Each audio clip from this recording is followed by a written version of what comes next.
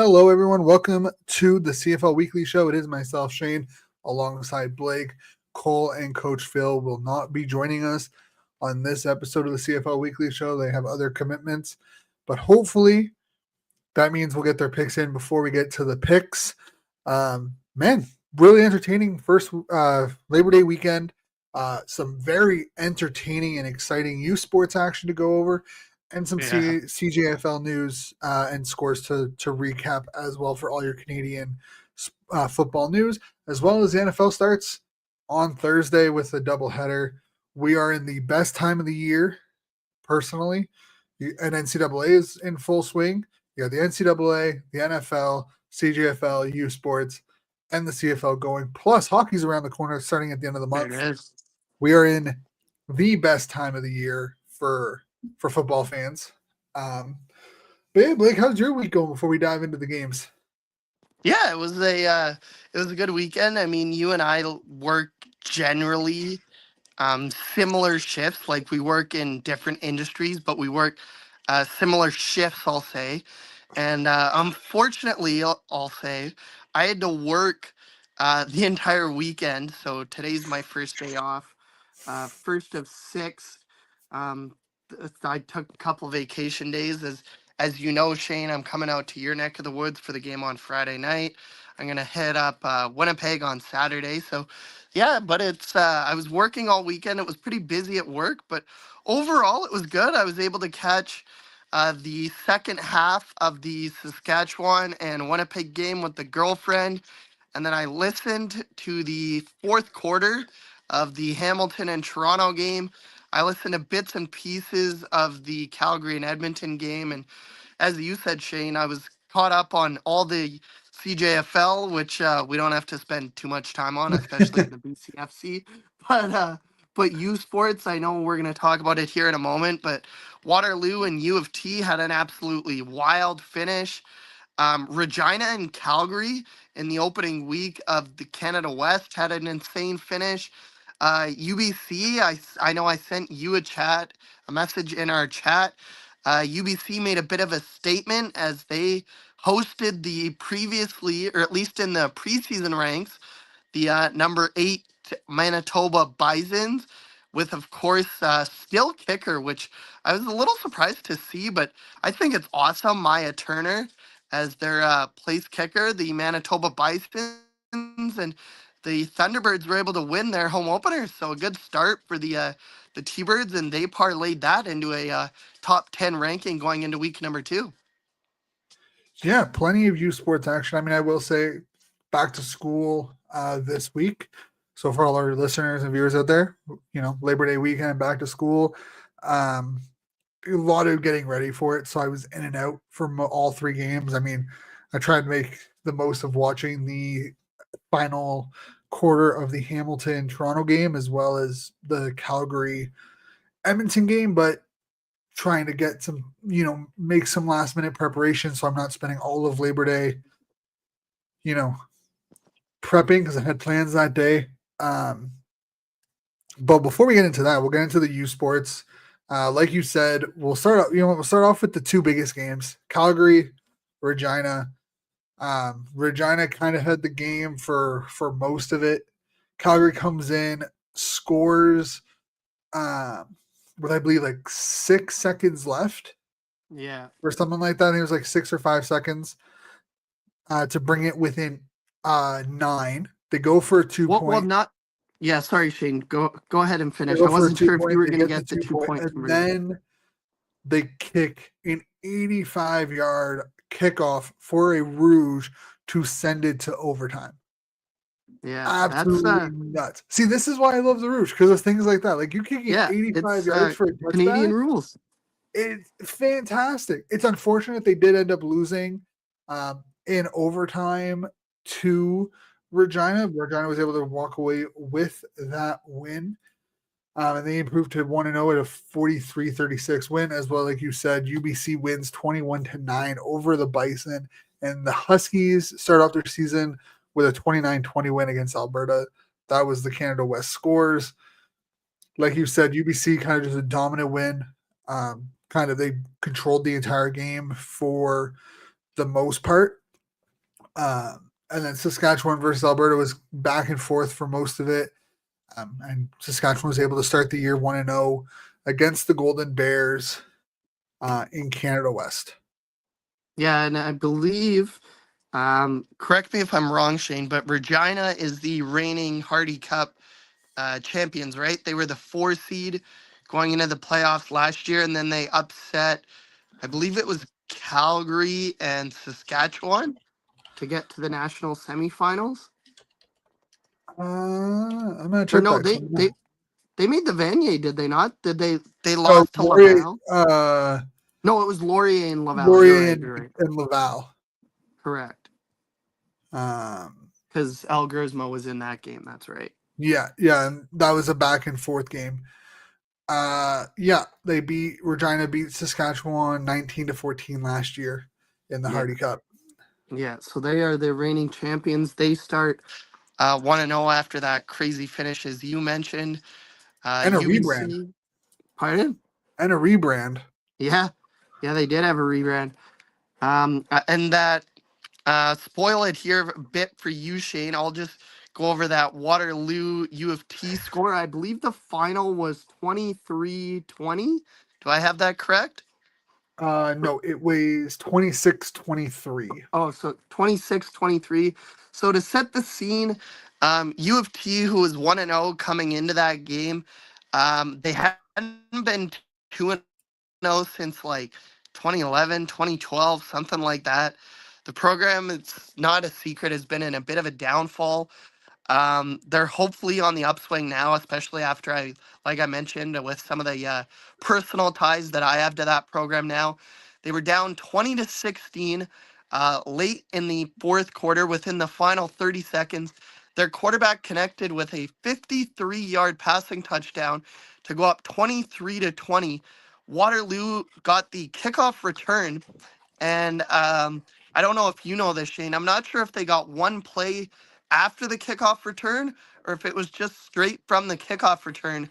But the Waterloo kicker was able to kick a 57-yard field goal, which is an OUA record and the second longest field goal in U Sports history that just crossed the goalpost to send it to overtime. And then after Waterloo got a stop on the first possession of overtime, that very same kicker kicked the game-winning field goal for Waterloo's first victory since 2022, I want to say, Shane.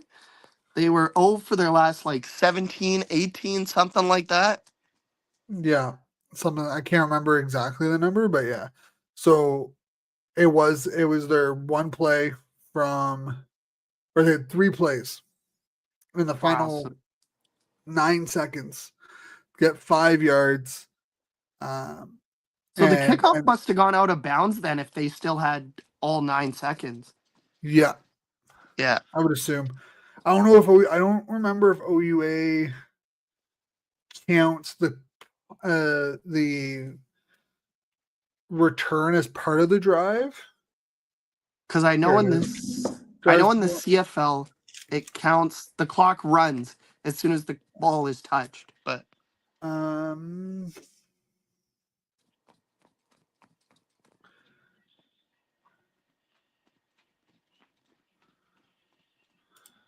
let me find this drive. Near the end. Yeah, here it is. So Toronto drive, start, penalty, offside. So yeah, it was out of bounds. He kicked it to Waterloo's 20 out of bounds. Waterloo to the 35-yard line, or 35 to the Waterloo 45-yard line. No play. So clock started, Waterloo went offside, and then Scardina completed a pass to Akwesa for a loss of 20 yards. So I'm assuming for a gain of 20 yards. yeah, To it had Toronto to be 50. I don't know why it says loss. And then typical Tristan U Jupp Sports stuff. with a 57-yard field goal attempt as time expired. So that's even more impressive that they lost 5 yards and they still managed to get it just barely, as I've seen the clip 3 or 4 times, but Oh yeah, like it just just skirts barely into over. field goal range. It just skirts over. But Which they don't ask how, just how many, right? Exactly. But I'll quickly let you go over the rest of the OUA, the RESQ, and the AUS scores. Yeah. So obviously the Waterloo Toronto game had Waterloo winning 26-23.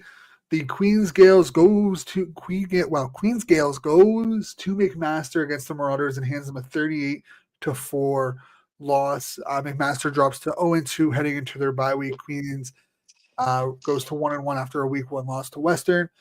York suffers their first loss of the year to the Ottawa Gee-Gees as they lose 33-17. Gee-Gees improved to 2-0. They have a matchup this week against Western. Both teams are 2-0 after Western beats up on Guelph 53-33 and Laurier beats Windsor 30-9. So Ottawa, Laurier, and Western are all 2-0. Based off point differential, Ottawa sits first in the OUA. Off total points scored, Laurier sits first by 3. So big matchup this week as Laurier faces Queens. Carleton and Waterloo face off in Waterloo. The Battle of Toronto as the Varsity Blues and the Lions go head to head. I think this is the first time they've went head to head with an identical record. Yeah, one Ottawa, of those teams will be 2-1 after this week. yeah, and then Guelph and Windsor finish off week 3 in the OUA. RSEQ saw Montreal improve to 2-0 with a 44-7 win over Sherbrooke, and Laval wins their home opener 37-15 over McGill Redbirds. Yeah. As much as I hate to say it, Shane, you can almost put it in pen that the RSEQ final will be Montreal and Laval for about the 8,000th year in a row. Not getting any easier. Week 3 has the McGill Redbirds going off to face off against the Concordia Stingers, who are coming off their week 2 bye, and the Sherbrooke Velteor going over against Laval Rougeor. In their week 3 matchups, the Montreal Caravan are on their bye week at 2-0. And the ASU, again, same thing as the RSEQ. You probably know who the finals are going to be. It's a little bit of a 3-man race. The Santa Fe X-Men win 35-0 over the Acadia Axemen in their season opener. And the St. Mary's Huskies beat up on the Mount Allison Mounties 46-7 for week 2. And then Bishops was on their bye week. Week 3 sees Mount Allison head over to Santa Fe, and Bishops goes to St. Mary's. And for Canada West, week 2, you got UBC against Saskatchewan. That should be a good one. Arguably a Canada West final matchup. Alberta going to Regina and Manitoba going to Calgary to end off week 3 of Canada, or week 2 of Canada West, because they started a week later. So the Alberta Calgary matchup is in Calgary, I'm assuming. It is in Calgary. Yeah, because the Elks and it's Alberta and Regina. Stampeders. Calgary and Regina. Sorry, yeah. Yeah, it's Alberta and Regina, Manitoba, Calgary. Okay. So it should still be good. I think this one is kind of all 6 teams can make noise in Can West, so should be interesting. But we'll hop on into BCFC action in the CJFL for all our listeners who partake in that or enjoy watching that league. Week 7 of the BCF season. It's crazy that it's already week 7, or it's going into week 8. Yeah, they start the end of July. They actually start only about a month after the CFL starts. Yeah, it's crazy. So week 7 saw the West Shore Rebels beat up on the Langley Rams 62-6. Prince George Kodiaks improved to 4-0 and sit in third. 2 points and a win behind the West Shore Rebels for second, with a 22-19 win over the Vancouver Island Raiders. And the Kamloops Broncos lose to the Okanagan Sun 70-3. Yeah. I mean, like, if we're I being know realistic, Kamloops are bad, but that's rough. Yeah, I was actually as you said, Shane, like Kamloops is unfortunately probably the worst team in the BCFC again this year. So I was actually impressed they were able to manage to put up 3 points against the Sun. Yeah. So Okanagan has a 6-0 is 6-0. They have a 1-game lead over the West Shore Rebels. They've put up 217 points through 6 games so far during the BCFC season. Crazy. Yeah, just nuts. I mean, I don't want to do the math on that, but that's a lot of points. Yeah, they have averaged 46.16 points per game. Yeah, I think Have averaged 10 points against per game with 2 shutouts.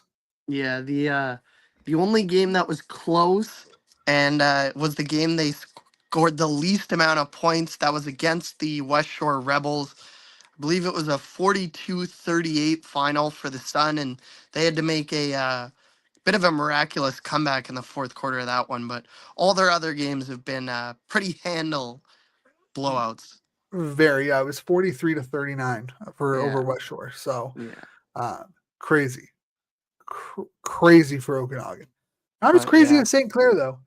yeah, Not as crazy I as St. saw Clair. that they beat up on their opponent again this week, didn't they? Yeah, we'll head into that. You got so week 5 of the OFC, the rematch of the OFC finals last year. You had the St. Clair Saints going into London to face off against the Beefeaters, and we saw the St. Clair Saints walk away with a 62-27 win to cement themselves in first in the OFC at 4-0.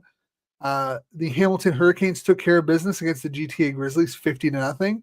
And the Quinte Skyhawks picked up their second win of the season, beating the Ottawa Sooners.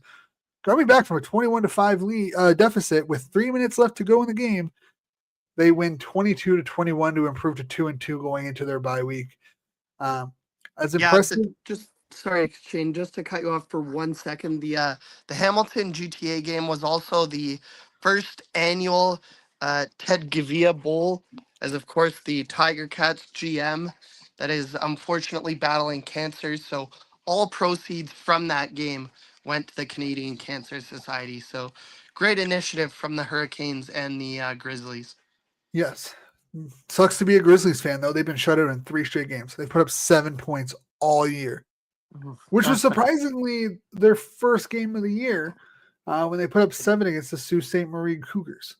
But we talk about Okanagan putting up 217 point, plus 217 point differential through 6 games. The St. Clair Saints have put up 214 points in 4 games. They have a they've put up 242 points. They have a plus minus differential of plus 214. They Yeah. have 2 shutouts, both against the Sooners. Wow. They've averaged 60.5 points per game, and they've An only given average. 20 points. They've only averaged 7 points a game against per game. They've only got 28 total for 4 games. That's unbelievable. And then you have the GTA And Grizzlies. 27 of them came last week. Yep. So They gave up they a give up single. one. They give A up single one to point in Quinte. their first 3 weeks. Yeah, their first 3 games are 56-1, 50-0, 74-0, and then 62-27. Yeah, as much as I mean, it's no secret. I'm a Langley Rams fan. I can say that because I'm not affiliated with the CJFL at all. I know Cole has to be as impartial as possible, but it's a even as a Rams fan, I can clearly say there's a clear top 4 teams in the CJFL, and their names are the St. Clair Saints, the Okanagan Sun, the Regina Thunder, and the Saskatoon Hilltops. Yeah. Those, I mean, the Thunder and the Hilltops, unless very similar to the RESQ final, unless a miracle happens, they will face off in the Prairie Conference final. Okanagan will likely face off against West Shore in the BCFC final, but I would expect Okanagan to come out on top on that one. And it'll probably be St. Clair and London again in the OFC final. See, But I think Hamilton has a good chance against. I know they lost their head to head, but that was at the beginning of the year. I think Hamilton could, match up well against London, but I think you're probably looking at you're looking at St. Clair and then one of those 2 teams. yeah, Quinte is going to go against St. Clair and get smacked. Same thing with Ottawa. Like it just one of the. It's going to be two of those three teams, and it's going to be St. Clair. But to finish off the CJFL scores, week 3, you had the Regina Thunder beating the Edmonton Huskies 57-7 to improve to 3-0 on the year. You have the Saskatoon Hilltops beating the Winnipeg Rifles and redeeming themselves from their week 1 loss with a 42-15 win. And the Calgary Colts beat the Edmonton Wildcats 19-15 as they take over the 4th spot with that win as the head-to-head matchups.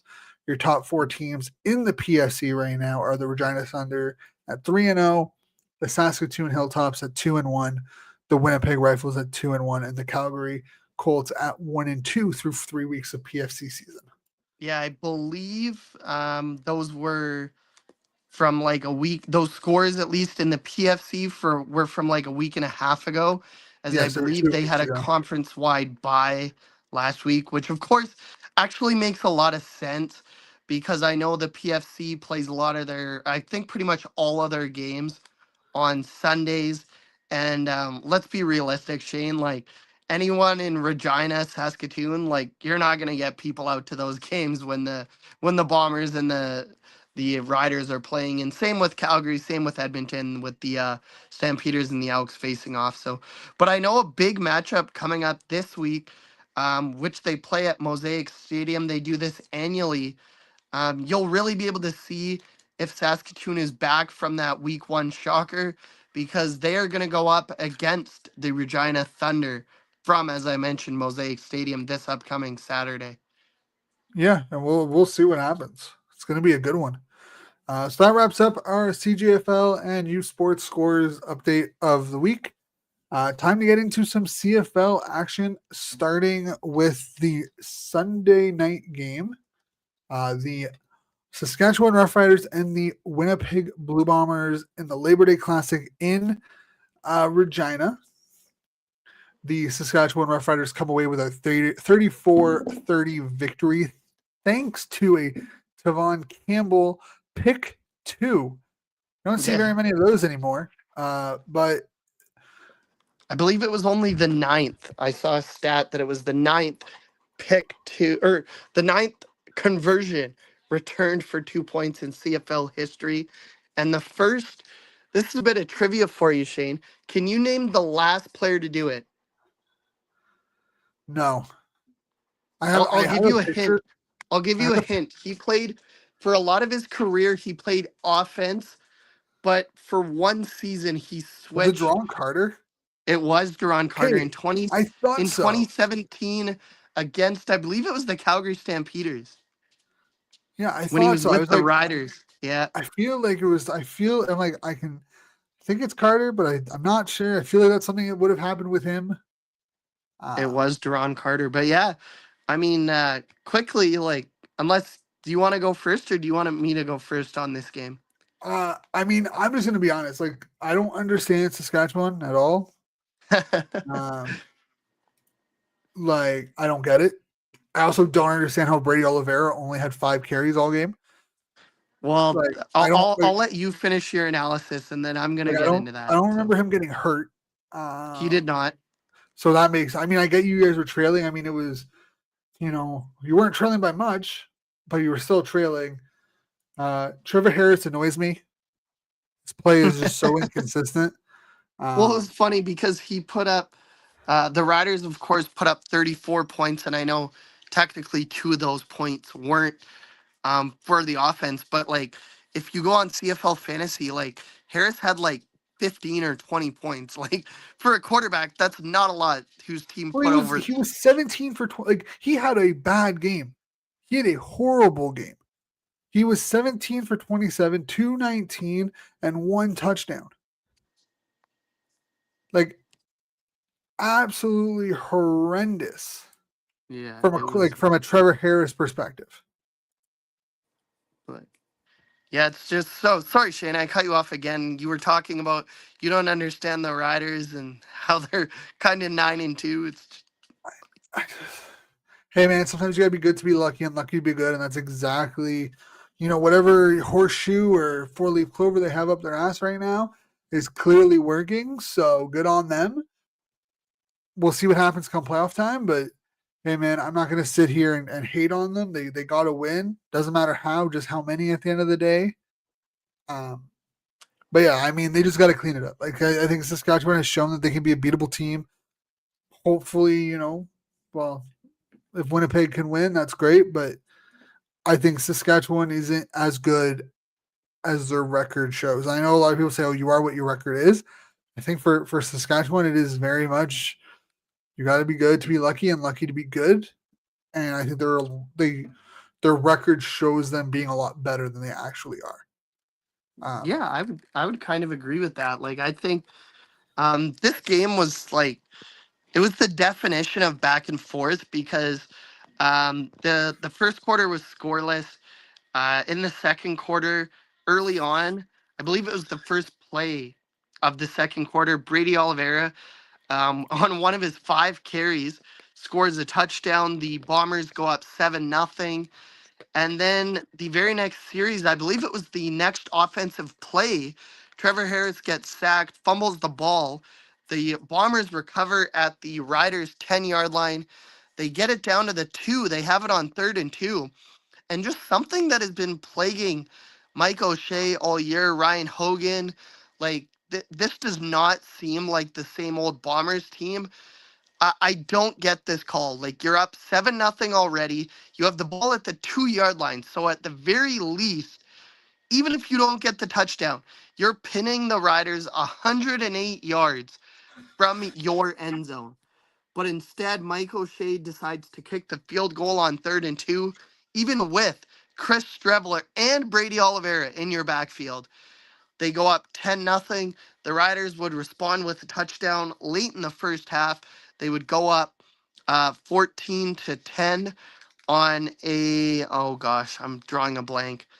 Tommy Neal, the former Argonauts, touchdown.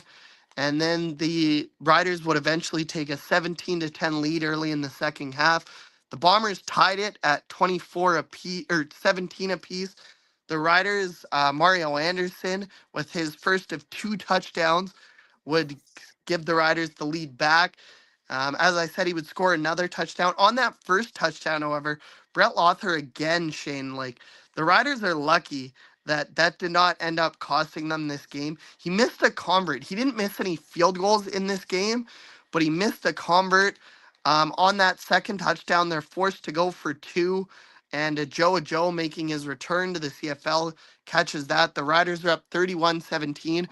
And it looks like the Riders are in control at the end of the game. With 5 minutes left, the Bombers are punting back to the Riders, and it's just like you said, Shane, it's preventable mistakes. Like all you have to do is not fumble the ball, and you're gonna win that game, and you're probably gonna win that game handily. Because even if the Bombers get the ball back, they're deep, they drive, maybe they get one touchdown with very little time on the clock to make it 31-20. 4 would have been the final score, but instead Mario Alford fumbles the ball. Carrick Wheatfall gets a touchdown to make it 31-24. The Riders drive to what was the Bombers' 45-yard line. And again, it's like neither one of these coaches won the game, but I feel like this decision was a lot more on Corey Mace not trusting his kicker. Like when he could have gone for a 51-yard field goal that would have iced the game, it would have put the Riders back up 2 scores. He chooses not to. Trevor Harris, like that's something you don't see all day, every day. He does the little pooch punt, which eventually finds its way into the end zone. Originally, it's called a safety. After review, it was determined that it was a single point for the Rough Riders.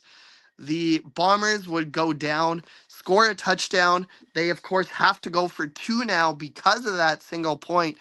And Claros looked for Dalton Schoen, and Tavon Campbell he completely baited Claros. Like, it looked like Schoen was wide open in the corner of the end zone. Campbell breaks on the ball, picks it off, runs it back for 2. But that wasn't even the end of the drama, Shane. Like the Bombers, of course, because they scored the touchdown, have the chance to go for the onside kick. And the what should have been the most outstanding player last season, Roland Milligan, just like I don't know what was going through his head. He has to know where he is on the field. Like he is standing on the 40-yard line. The ball is kicked from the 35. It is nowhere near the 10 yards that it needs to go to unless it is touched by a rider.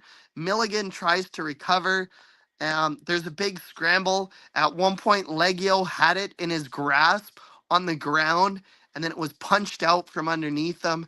And the Riders just kind of miraculously hold on for a Gotta be 34 good to be 30 lucky, win. lucky to be good.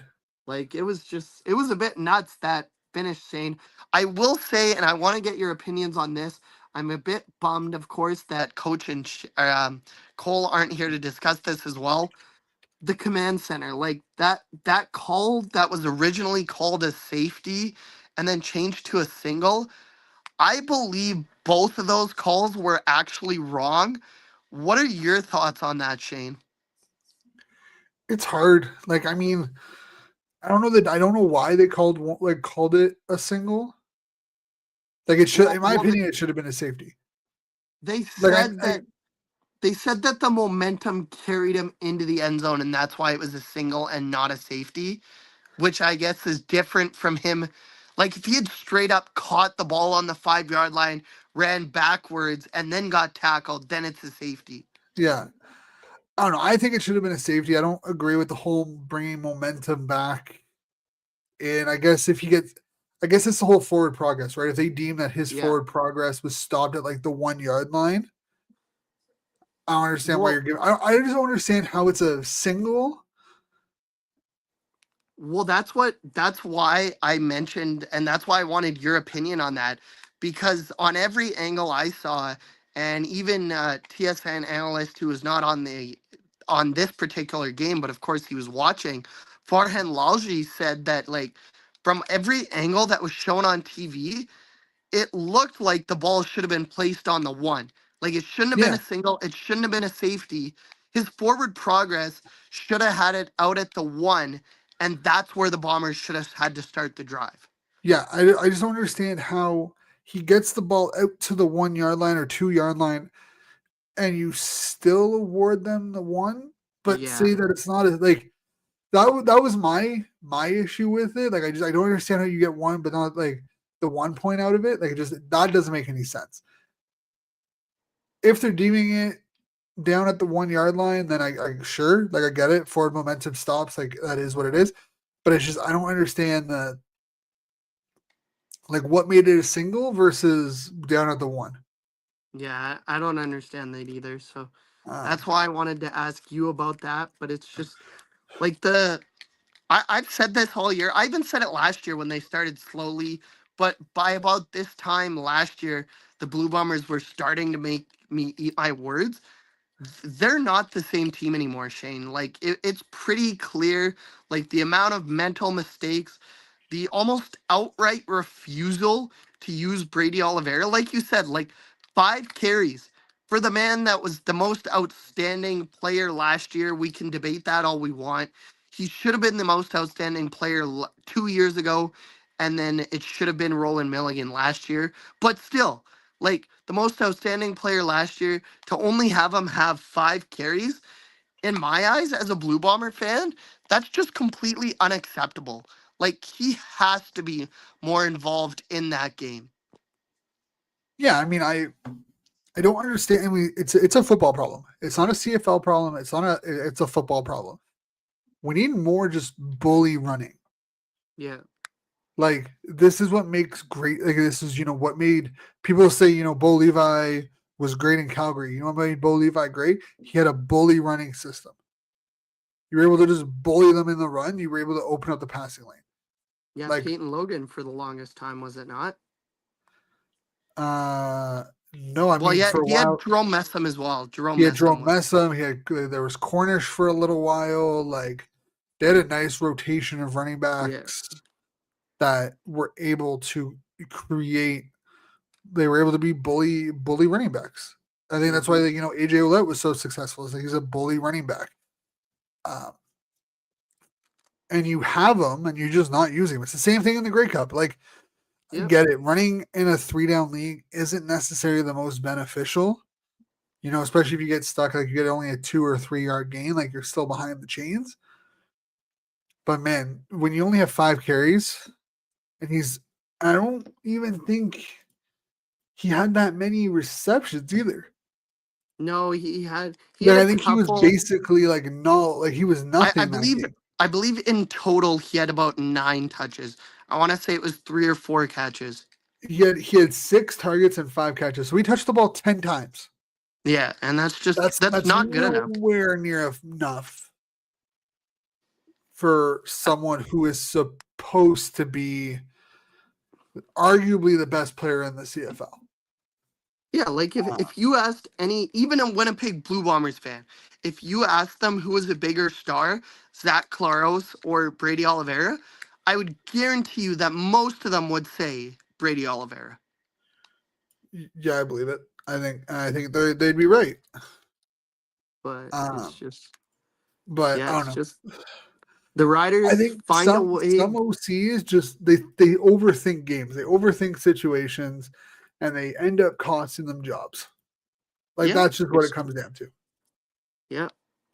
There's a DC in BC that I wish maybe had lost his job, but we don't have to go over that again.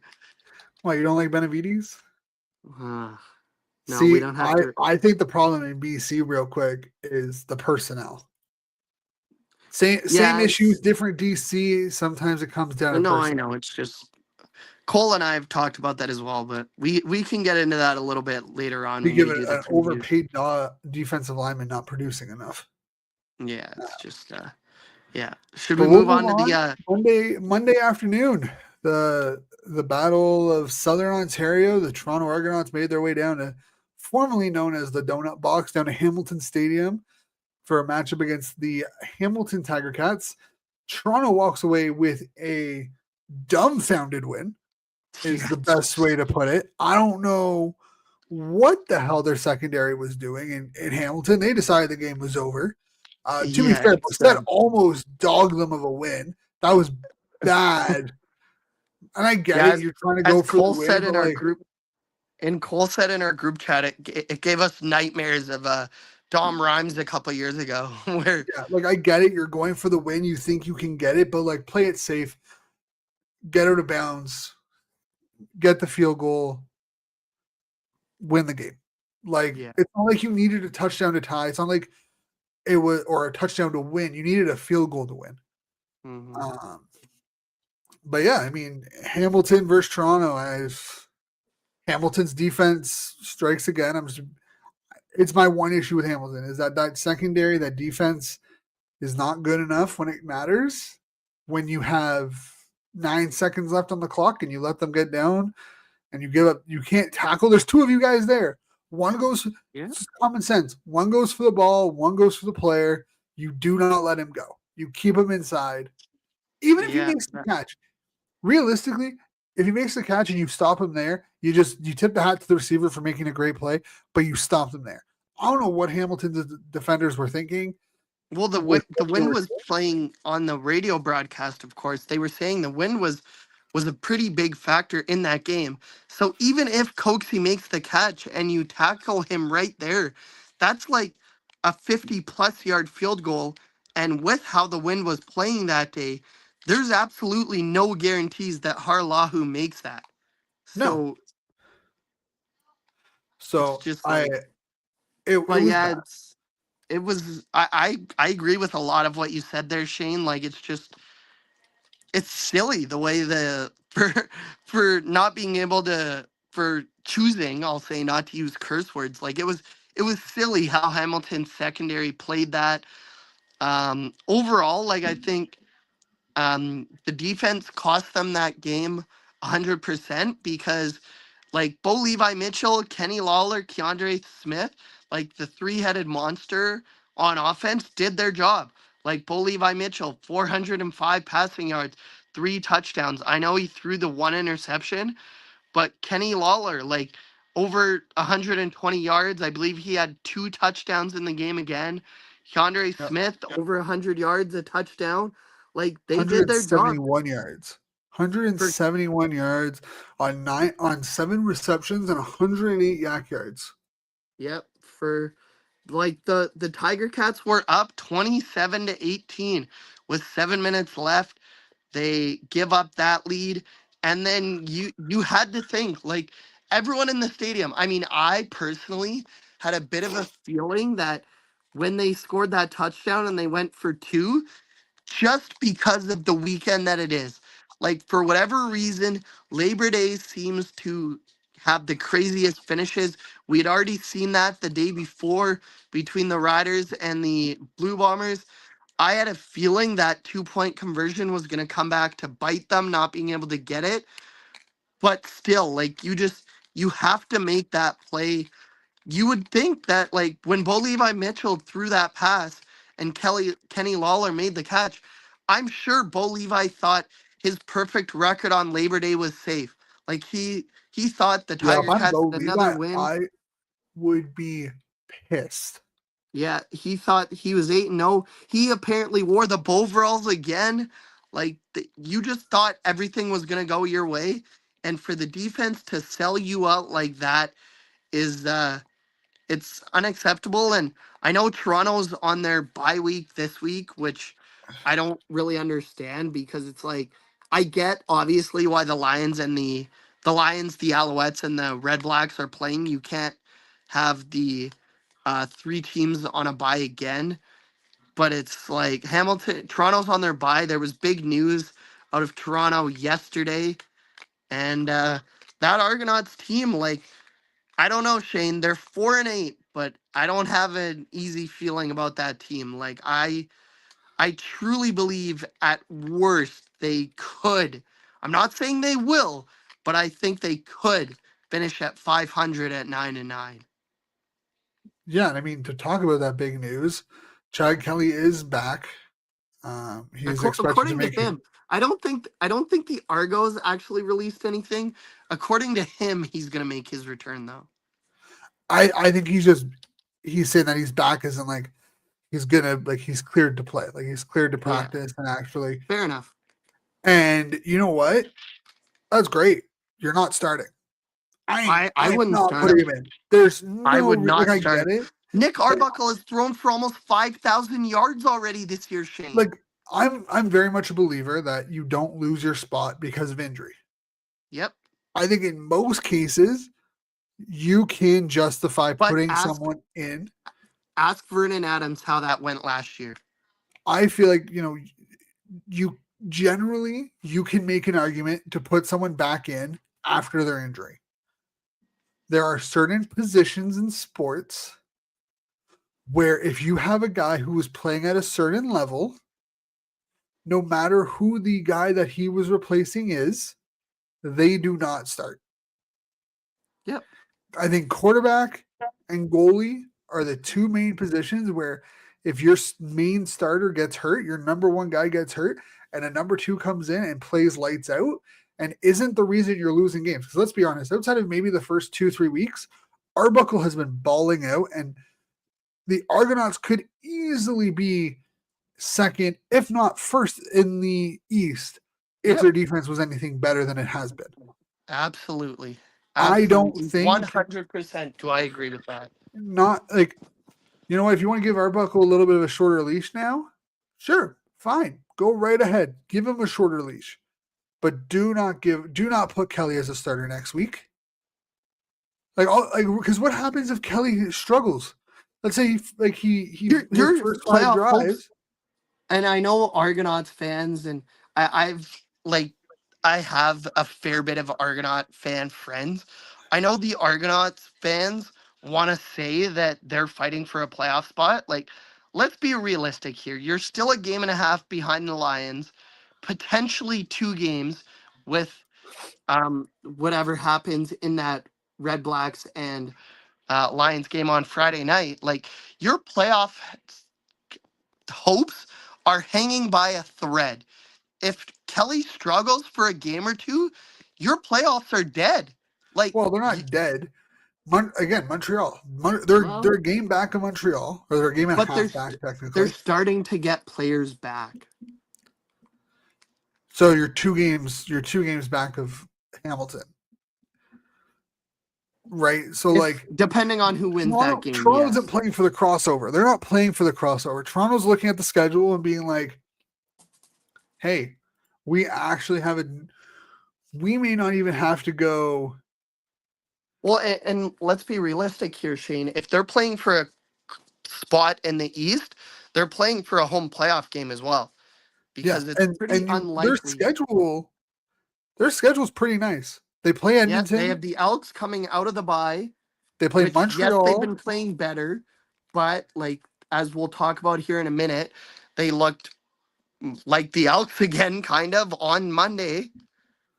Yeah, but Like like they're coming out of their bye week down the stretch. They have Edmonton, Montreal, BC, BC, Hamilton, Saskatchewan, Calgary, and they have a bye to end the year. yeah. So So those Saskatchewan Calgary games are going to be tough. yeah, Your last 2 games, the Saskatchewan BC game will Calgary. be tough as well, only because similar problem. I mean, I know Hamilton's done it 2 years in a row, but similar problem that Montreal seems to have every year. You're flying 3 time zones, playing late at night for your what is your normal body clock, so on and so forth. But If you can get a win,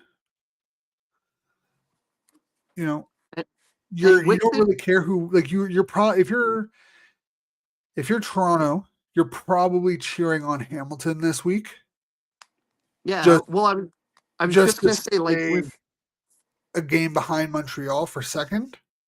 8 and 10 might be good enough, Shane. Like it might be good enough for second place in the East. That week 16 matchup between Montreal and Toronto is going to be huge because Montreal has Hamilton and then they have Yep. Saskatchewan.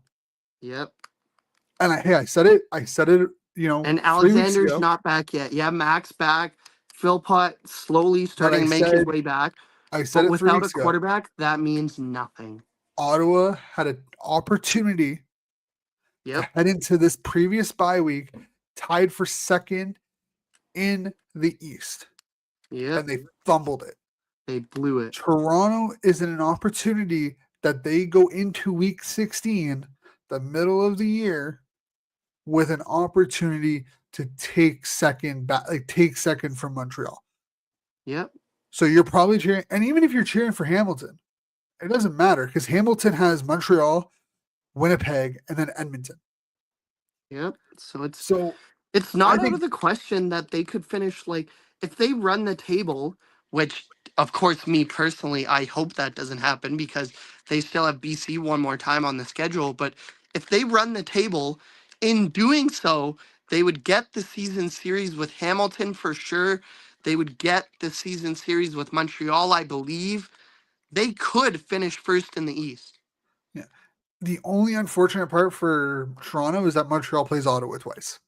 Yeah. So Like, and I'm it's pretty just sure, yeah. like we So said all year and up until this Hamilton point.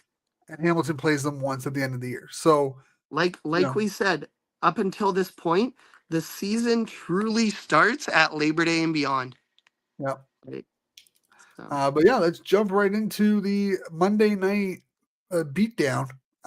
Probably the yeah. worst game of the week, honestly. Like I'm Oh, gonna for be sure. like Calgary looked great. Well, did they though? Like the defense looked unstoppable, 100%. I think VA the looked off offense. though. The offense did enough. I don't think they looked great. They did enough. I think the offense looked like an offense that you could tell was still trying to find their rhythm back. Get with all the playmakers they've gotten back at once, basically. Yeah. I think Yep. they're they're still trying to figure out what works with having Philpott back and Alfred back, and you have Rhymes. Like they're still trying to work that out because I think they haven't had a healthy receiving core That's what, like week 4, like a truly healthy receiving Yeah. core. Obviously, it's not fully healthy because Bangleton's done for the year, but I don't think they've had a truly healthy receiving core since like week 4. Yeah, about that. So I'm not shocked that we saw a little bit of a dip in production, but I don't know. I think Calgary looked good enough. I really hate the red helmets with the black uniform. Um, Go black on black. Speaking of, are the Red Blacks, are they going to go full black on Friday night? Because I yeah, saw it's a it's their blackout. blackout game. So the Yeah. black helmets as well. Oh, Well, they wear black every home game. It's yeah. just sometimes they'll do like a different sock, but they're basically going all black. Now I don't know if that Yeah, means a so new so that decal, means like the pants and everything. pants, socks, shirt, like jersey, helmet. I don't. What I'm Oh, curious nice. about is if it's a different decal on the helmet. That would be very Because you cool. can't really say blackout and have a giant white R on your helmet. Yeah. If it's a black helmet, yeah, potentially. So Oh, could they introduce a new decal, like a black decal with like a red outline? That'd be kind of cool. Um, potentially, but yes, potentially. this week's game is the blackout game. They're doing a drone show after the game. Shut all the lights down, do a drone show. Saw that. I saw that. I'm super excited for it. I'll be on the field for that. Like I'm going down to the field. I'll be recording it, so you can make sure you hit up. I'll be probably live. I'll probably do it live on like TikTok or something. Well, I Uh, will probably do that as well because Ottawa, and that's what I loved about Ottawa last year as well, is Ottawa is the only how do I word this without getting myself in trouble? The only stadium that doesn't demand media credentials to get on the field after the game. Like oh yeah, once they the let players everyone are on. off. Yeah, once the players are all off, everyone is allowed to go on the field. Yeah, it's great. Kids can run around, play on the field, like see how it's like from a player's perspective. It's great. I love it. I will say, It's Osei, so cool. for all their faults, they try their best to be family oriented with their post and pre-game experience. Hmm. Um, But even but like we did get their preseason stuff is they try to be as family oriented as possible. but we Um, did get off track a bit. We didn't really talk about the Calgary Edmonton game. Edmonton's going to Edmonton. I don't like Fajardo. I don't think Fajardo is good enough to Well, it's just consistently win you games. yeah, and the thing was, like you put it perfect, Shane. The Elks are gonna elk because the Elks, especially in the first half, they were in that game for the longest time. It was 10-3. They had two separate drives near the end of the second quarter where they got deep into Calgary territory. One ended with a sack fumble, I believe, or was it an interception? I I believe it think it was was a a sack sack fumble. fumble. I believe, yeah, I was gonna say, I believe it was a sack fumble that the Stampeders recovered, and then in the final minute of the second quarter, the Elks again drove down deep into Calgary territory. They attempted a field goal that would have made it a 4-point game going into the half. Blanchard missed the field goal, and on the very next play, the Stamps only had time for really two plays at most. They decided to go for it, which I love that call. Vernon Adams drew a pass interference.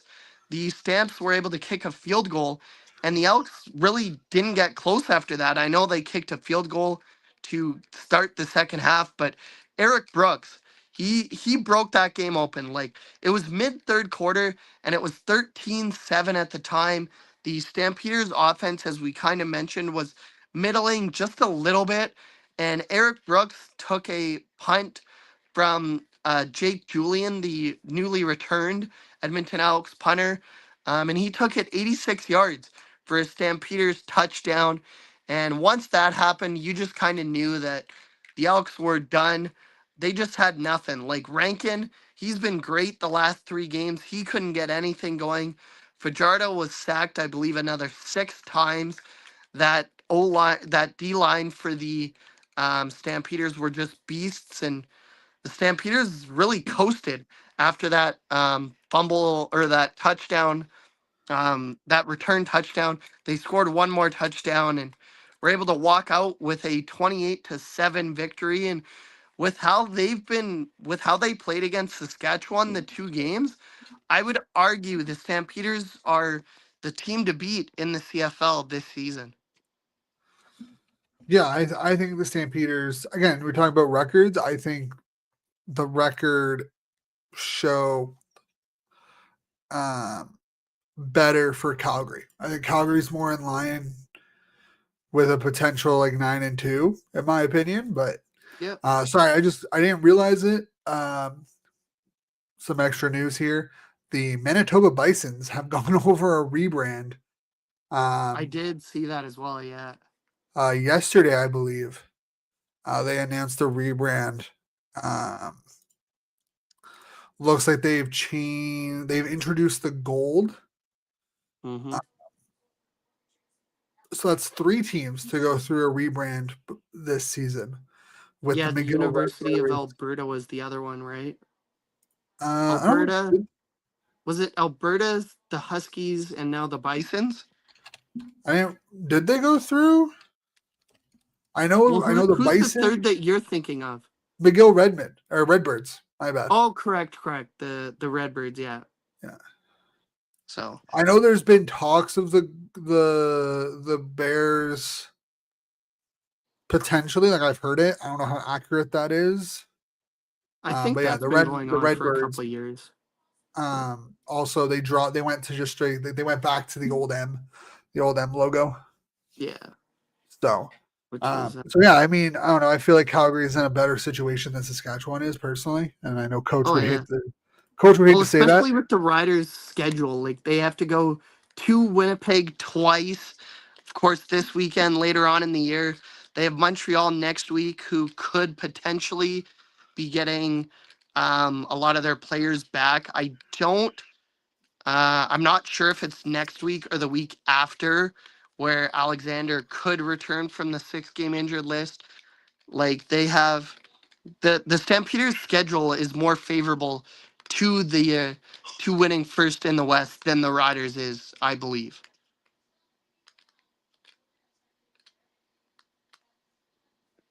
But going into this week's picks, so we don't have coaches or Cole's picks in yet.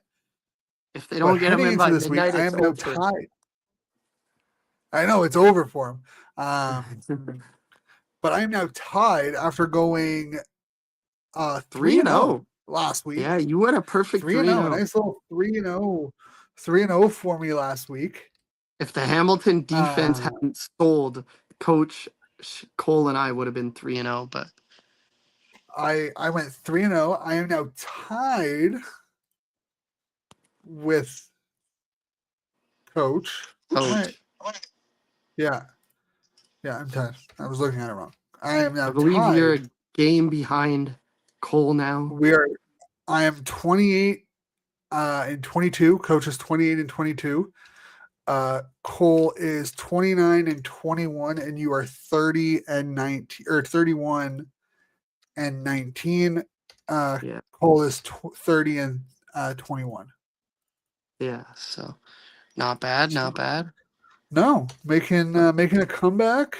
Call it the comeback. We'll see. We'll see. Speaking of, that's the first game of the week. Yeah, it is. He'll be starting again. It was announced today that Drew Brown is officially out for that game. Yeah, I'm not shocked. It's just, See, I've been torn on this game I don't because what I blame you. I saw, mean, I'll let you make your pick, but then I'll go over my thoughts on this game. what I saw before their bye week, I'm I know. frustrated with BC. But Yep. I'm also like Ottawa. Their offense is just dog water. It's not consistent.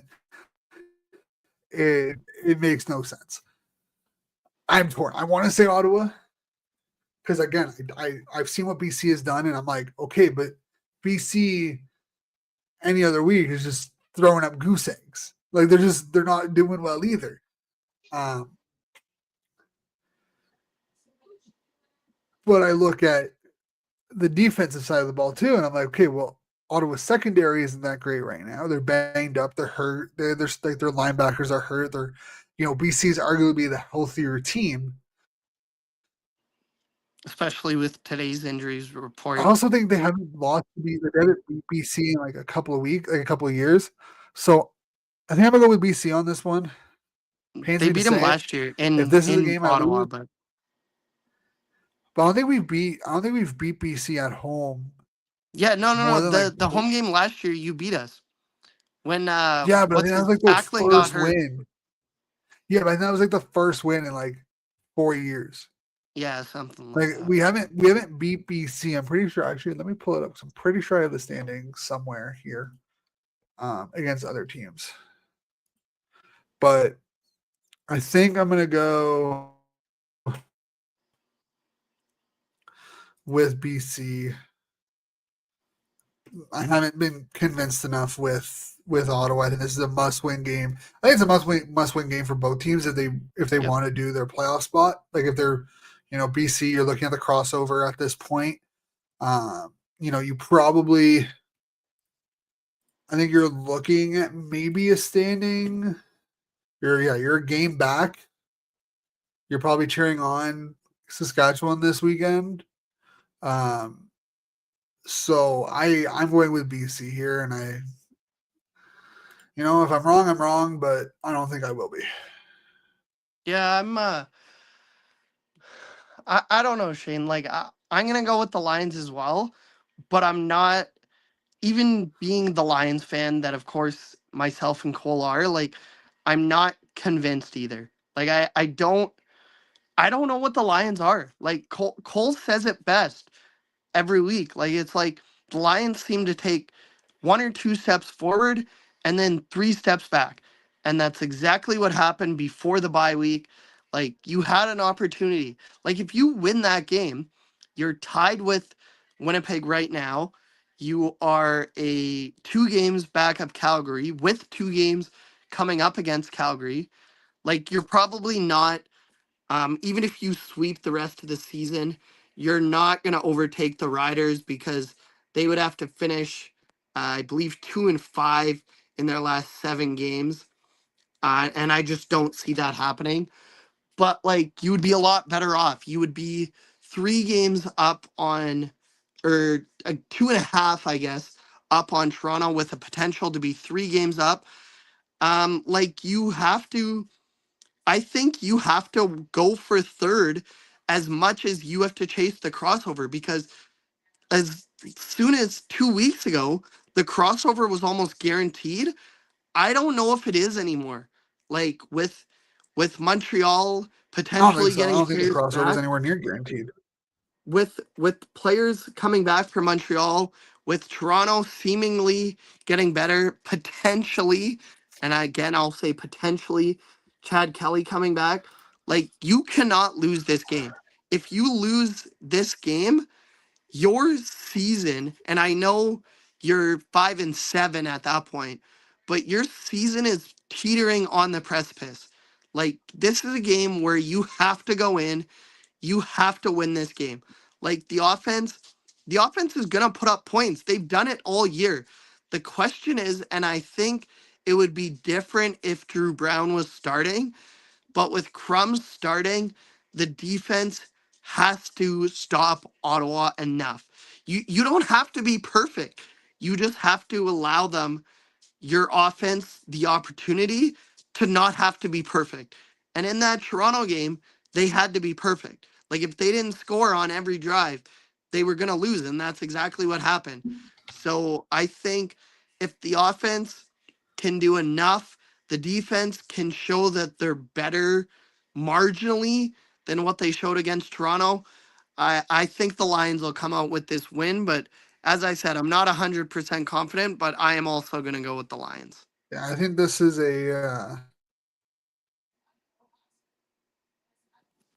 I think this is a toss up. This is probably the biggest toss up of the week. Um, Purely because neither team seems to really want to win. Like Yep. neither team wants that playoff spot. Neither team wants to take the next steps. Um, so we'll see. We'll see what happens. On to game number 2, the Triple Hamilton header Tiger Saturday. Cat. Pardon? Triple header on Saturday. Yeah, triple header. No more Sunday games with the NFL coming back. which Um, kind of sucks. I know why, because the whole Labor Day rematch and stuff, but I wish they would just do a doubleheader on Friday and a doubleheader on Saturday. But I agree, but we don't have that. We have a triple header starting in Montreal.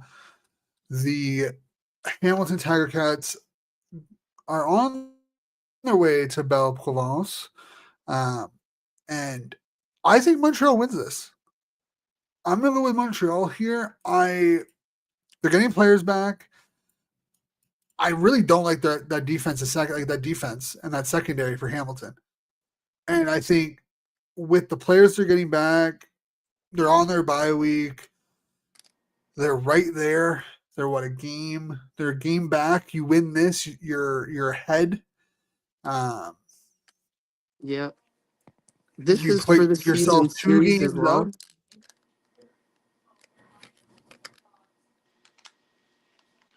Yeah, it's Um, just you're 2 games up of Toronto. Like I think Montreal has everything, has every reason to win this game, and I think Hamilton might be a little shocked after last week's results. Like I think they're going to come out flat. I think that defense is going to come out flat. Outside of McManus, that defense isn't something I think is going to be a difference maker in this game. yeah. This is I would disagree with you, Shane, that Friday night's game is the toss up of the week. I would almost argue that this is the toss up of the week. Like I don't know where to go in this game because the defense hasn't been the reason that the Alouettes have lost 6 of their last 7 games. Like they've played save for, well, I was going to say save for the Saskatchewan game, but even arguably in that Saskatchewan game, they've played well enough for the Alouettes to win, and it's been the offense that just hasn't, like, has been dog doo doo, for lack of a better word. Like if it's McLeod, Bethel Thompson, Caleb Evans, who of course had the season ending injury, and you never like to see that, or even James Morgan. Like I think James Morgan has shown flashes, but there's a reason he's a fourth string quarterback. So Well, I think this game comes down to whether the Alouettes defense can stop that three-headed monster of Bo Levi Mitchell, Kenny Lawler, and Keandre Smith. And I mean, I know they played earlier this year when the Ticats were 0-2, the Alouettes were 2-0. It was right after Alexander got injured, and everyone kind of thought that game was going to go one way, it went the other way. But I just think that Hamilton's offense is going to do enough, and I don't trust. It's not that I think Hamilton's defense is good. I just don't trust Montreal's offense to be able to get them enough points to win this game. Like, I think but the defense will keep it close. I think it'll be a close game, but I think Hamilton will escape by maybe a field goal or something like that. see, I think this is where Montreal's defense steps up and wins a game for the team. You Maybe. know, I think Montreal's offense, if they can, produce on drives and not have consecutive punts, that'll be helpful. But I think this is a game Turnovers are a where, big key before the bye week as well. yeah, They had what, I like think 3 or 4 turnovers? this is a game. This is a game where if you're your defense, you have to win it for your offense. You have to go out there. You're not necessarily looking to stop Keandre Smith or Kenny Lawler, but Bo Levi is prone to making those costly throws. He's Yep. he's been his career. He always gets a little too eager, a little too confident sometimes, and makes those costly throws. What you need to do is take advantage of those moments. You also Yeah. need to take advantage of like the fact that Greg Bell isn't as confident with the ball. He's not as secure a lot of the times. You can force some fumbles on them. Because even Keandre Smith and Kenny Lawler, they're not responsible with the ball a lot of the times. But this defense needs to. This is a week where your defense needs to give you a win. I'm not saying they need to put up 21 points like they did in the 23 East Final, but they need to put up. If you can get a touchdown, if you can get an interception return this week, it's a win, in my opinion. I think I think that's so what too. the I difference think that that's what this is game which will come down defense to. can make a play. I Uh, agree with you there, but but I'm gonna stick with my pick on Hamilton. no, that's fair. Also, I got the record for against BC. Ottawa's 6-13 all time. So not terrible, but not great either. Pretty bad. It's like it's about a 250 winning percentage. So, It's like but 350. yeah, But going into game two, uh, it's way back. Game two, the game, the Banjo Bowl. Again, I'm gonna go with. See, this is where I'm because like Winnipeg's won basically the last like 7. So part of me is like, oh, go with history, go with Winnipeg, and that's kind of where I'm going. But Saskatchewan makes a very good case. But again, they got lucky. yep. I might go Winnipeg here. Just the Banjo Bowl. I think the last time Saskatchewan won a Banjo Bowl was like 2017.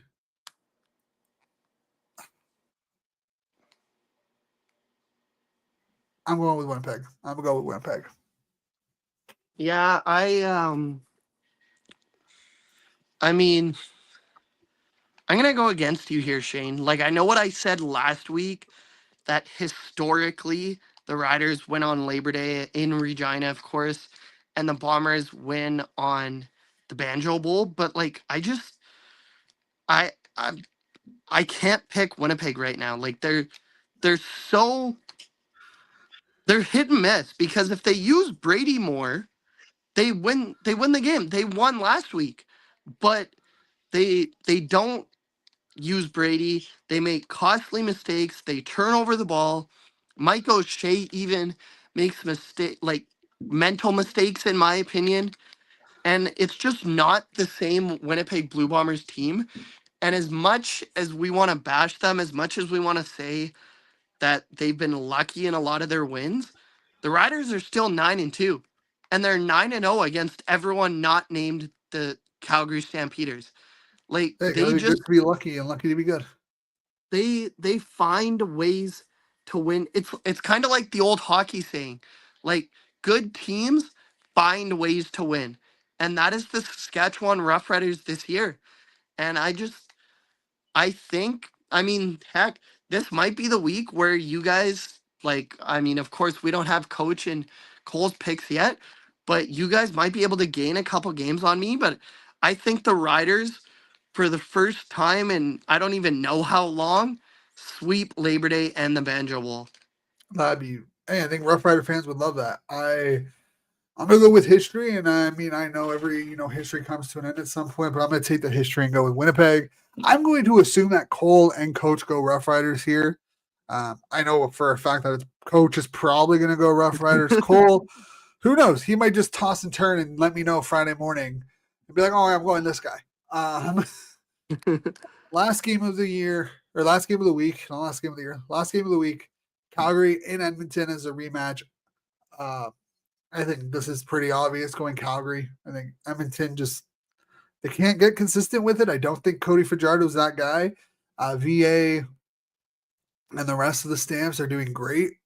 I would be shocked if Edmonton will come away with a victory here at home. They did get Carter O'Donnell. Probably won't start this week, but will be a huge addition. He signed through 2027. Will be a huge addition to Edmonton's offensive line. And hey, Polk make a big effect in his return. Aju made his effect. Also, you know who might be back? Ontario Wilson for Winnipeg. Yep. So another weapon. A lot of returning players, some new guys who had some NFL stints, who had rights owned. But yeah, Calgary's going to get this one. Yeah, I can't argue much with that, Shane. Like I think it's gonna be Calgary as well. I just the Elks, this is what they've done the last couple of years. Like they start slow, they give you hope kind of going into Labor Day, And then, like last year, they were the ones that swept the Stamps. They won Labor Day, they won the rematch. But I think the Stamps are going to turn the trick on them this year. That D line, especially, they're balling out to say the least. The Stamps defense as a whole has not given up a touchdown in a game and a half. Like the last time they gave up a touchdown was late in that first half against the Rough Riders. They didn't give one up at all last week, and I just think that the Stamps VA is going to be better. Damian Alford's going to have another week of getting back up to speed. Same thing with Philpott. He was pretty quiet last week. I don't expect that 2 weeks in a row. I just think there's too many weapons on both sides of the ball for the Elks to compete with. The only way they can win this game is if Rankin rushes for 170 and they have over 35 minutes of time of possession. I think that's the only way, and probably a turnover or two. I think that's the only way they win this game. And I don't think that's going to happen because like Rankin couldn't get anything going last week. So I think the Stamps, and I would expect Coach and Cole to follow suit in picking them as well. Yeah, I mean, we all picked them last week. I'd assume it's the same this week. Um, but yeah, speaking of Rankin, though, I think he's underused in Edmonton. Yeah. Personally, I Yeah. think he's a guy who needs to be used more Well, it's in not that even close. offense. He's the best. I would argue he's one of the top 3 running backs, like just for pure running the ball. And he is by far. I know James Butler and me being the Lions fan might have something to say about that, but I would think that Rankin is by far the best pass catching back in the CFL. Oh, it's not even close. When No. healthy, I think Carey's pretty good. Like Yeah. Carey's up there. Um, but yeah, I love Rankin. I think Rankin needs to be involved more in the offense. Again, I had a pleasure of talking to Luke Wilson about it. How I was like, for Edmonton to win, like they need to get Rankin involved. Same thing with Winnipeg. Winnipeg needs to get Oliveira involved. There are certain teams that you need to get your running back involved for a Yep. chance to win. Ottawa I needs would to argue the win. Lions are similar. Like Nathan Rourke can win you a game, but that offense is better and a lot more stable when James Butler is going. Ottawa's the same way. You need to get Stanback involved more. It is what it is. So, But it should be an but entertaining week of football. Lot on the line. should we quickly go over the matchups in CJFL? Because I I believe don't. we did it in the PFC, but I don't think we did it in the BCFC or the We did OFC. not. We did not go over this week's matchups. So this week's matchups, 9 total games, 7 on Saturday. Starting off in Sault Ste. Marie as the London Beefeaters head over for a matchup against the Cougars. The battle of the winless between the GTA Grizzlies and the Ottawa Sooners happens Saturday at 2 p.m. At GG's Field. The Hamilton Hurricanes head over to Windsor to face off against the St. Clair Saints. That is your OFC matchups of the week. The BCFC matchups are the Kamloops Broncos heading over to the West Shore Rebels, Okanagan Sun taking on the Prince George Kodiaks, and the Langley Rams taking on the Valley Huskers, who are coming off their bye week. And a battle for first in the PFC on Saturday night in Regina at Mosaic Stadium. The Saskatoon Hilltops against the Regina Thunder in the PFC. For that wraps up the 7-game slate on Saturday. And then there is a 2-game slate in the PFC on Sunday, the 7th, with the Calgary Colts against the Oh, oh, I think Shane froze. Shane, are you there? Are you there? I think we lost Shane.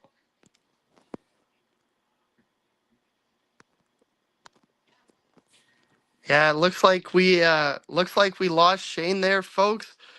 But as he was saying, the Calgary Colts, I believe they are in Winnipeg this week, and the Edmonton Huskies are against.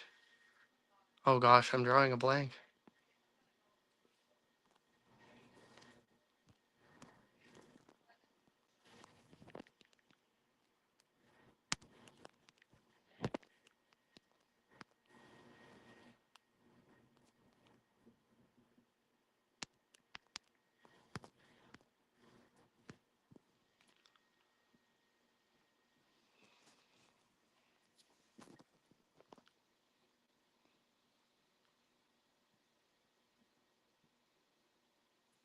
All right, sorry about that. It's all good. I was saying I believe the Calgary Colts are in Winnipeg this week, and then that would leave the Rifles Edmonton, against the Huskies. yeah, the Battle of Edmonton between the Huskies and Wildcats. Okay, so it's the Huskies and Wildcats, and then the Rifles are playing against the Colts this week. Then. Yes. All Sorry right. about So that, folks. I'm gonna have to edit that out on the post. Actually, maybe I'll just leave it in there. Just a little bit of silence. Do do do do. Put on some elevator music in there, and you're good. Uh, I mean, I tried to talk, but I forgot the matchup, so it didn't go well. no, that's fair. I don't really know what happened. My internet just dropped. I know my connector, my wireless connector is probably like a decade old at this point. It probably needs to be replaced. So that's probably what's on the to-do list uh, in the next little while. Because But I whenever I'm think, on here, it isn't strong enough to continuously go. yeah, Um, fair enough. But but I might I also think just that buy pretty a much, Wi-Fi extender because that might be I, the better value. I think that pretty much sums up the week there, Shane. Eh? We covered Yeah. everything. We went over the U Sports matchups this week. I know we did that at the beginning. We just went over the CJFL matchups, and should be another great week of CFL football. As I mentioned at the beginning of the show, you and I will be there. As Cole likes to say, boots on the ground, both of us in Yeah. Ottawa on Friday. So we'll be able to see each other, shake hands, do all that fun stuff. Hey, Um, before we go, I saw on Twitter that you won a pair of Matthew Shinetti Converse for CFL I, Fights Cancer. I did that. That was Do you have actually them from. on you? I do. So that was actually from a couple of years ago. That was from the 2023 event in Hamilton, but I do have them on me. Do you want me to bring them out for the? Yeah. Yeah. Okay. Yeah, I didn't realize. I just saw it. I thought it was like this past weekend.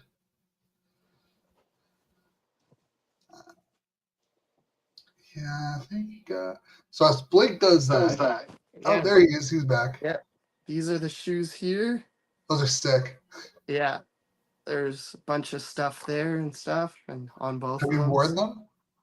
I believe I wore them one time, but Oh, that's yeah. fair. But yeah, I mean, yeah, you're going to be in Ottawa. I'll be at the game. Boots on the ground, like everyone loves to say. But man, it's also NCAA football happening on Saturday. I don't know who your team is. My Uh, team is the Huskies, so we did not me. start 1-0. Which It wasn't Huskies? There's like seven of them. Washington Huskies. Okay. Washington. There's the So Northeastern High. Like there's so no. many.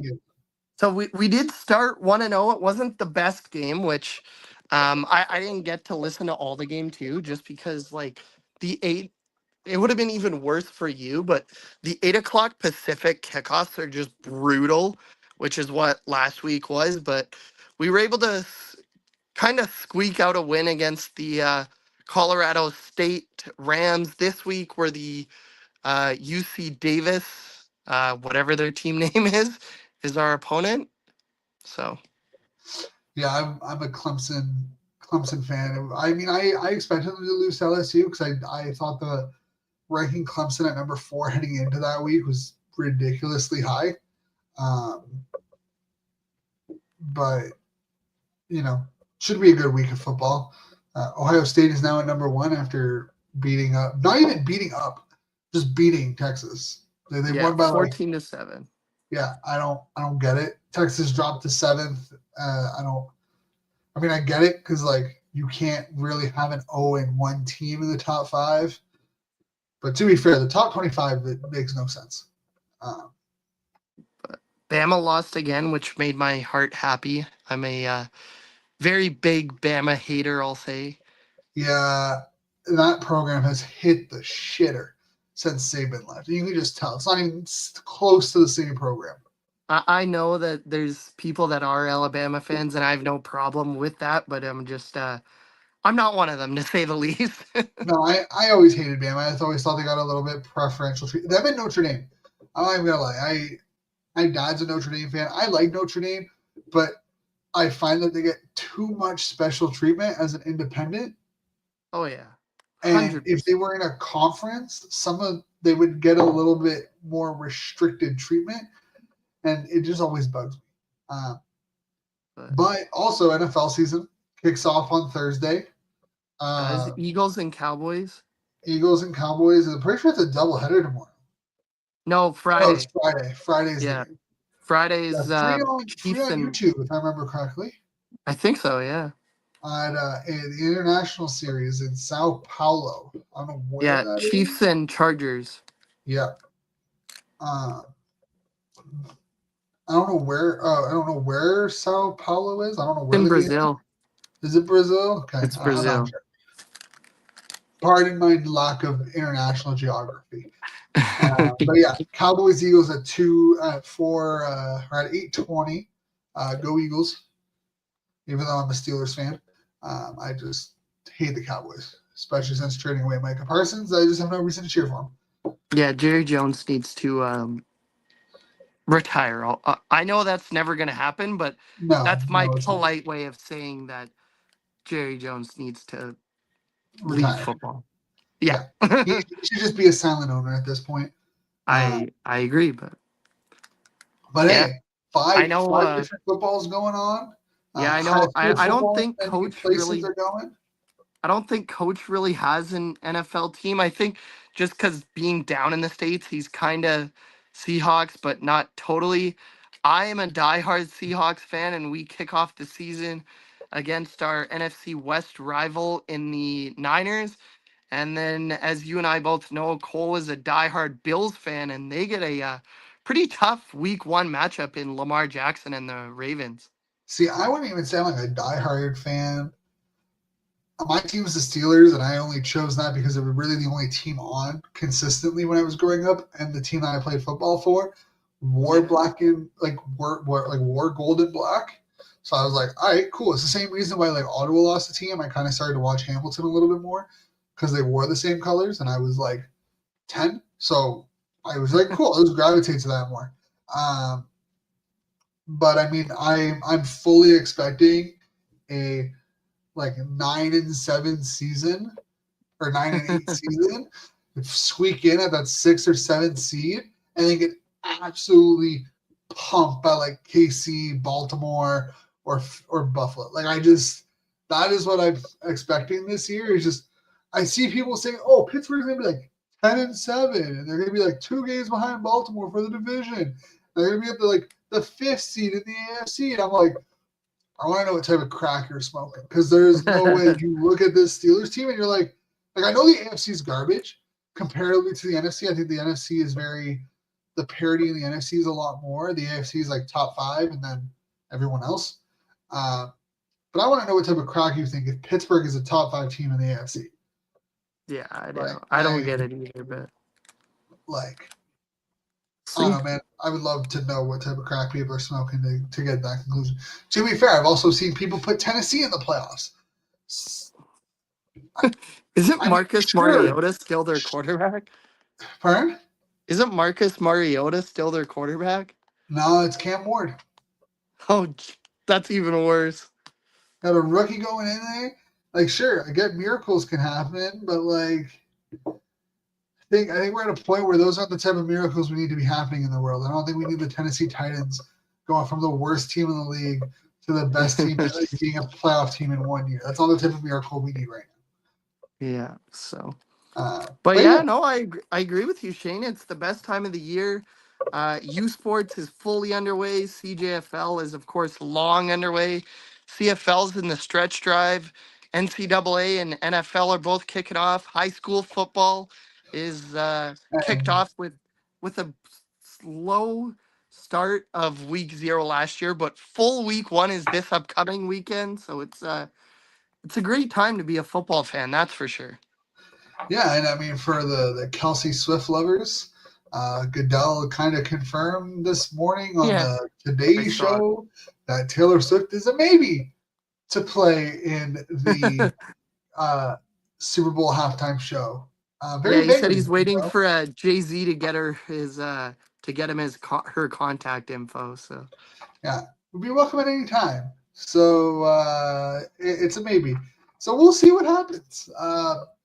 You know, are we going to see Travis Kelsey there as a fan or as a player? Who knows? never know. Never. I'm still waiting on the CFL halftime show for this year because they haven't announced anything. No, they haven't. So they should get on board on that because I'm waiting. Well, last year was the only year in the last like 3 or 4 years that they announced it early. They announced it like before the season started last year. Yeah, Every other year has been like Regina was like 3 weeks before the game. And I know that's because one act fell out and they had to scramble to get another act. But like even the two before that have only been like a month and a half before the Grey yeah. Cup. They need to get it going. But yeah, I mean that'll be all for this week, folks. Unless hope you guys Sounds good. enjoy this week's crazy football schedule. Thursday night you got football. Friday night you got 2 games. You got NFL and CFL. And you got U Sports. You got like 5 U Sports games going on. You got Canada West, you got RSEQ and OUA action on Friday. Saturday is a boatload of NCAA action, boatload of U Sports action, and a triple header of CFL action. And then Sunday you got U Sports, you got NFL, and you got CJFL. Then Monday you got NFL. You have 5 days of football. It's the perfect time of the year. But yeah, guys, thank you all for watching, listening to this episode. We'll see you back here Wednesday, 9 p.m. Pacific, 6 p.m. or 9 p.m. Eastern, 6 p.m. That's Pacific. late. There you go. That's how it works. Make sure you hit that subscribe, like, comment button. Make sure you hit notifications so you never miss an episode. Enjoy this weekend's games of football. We will see you back here next week, hopefully with a full cast. See you guys.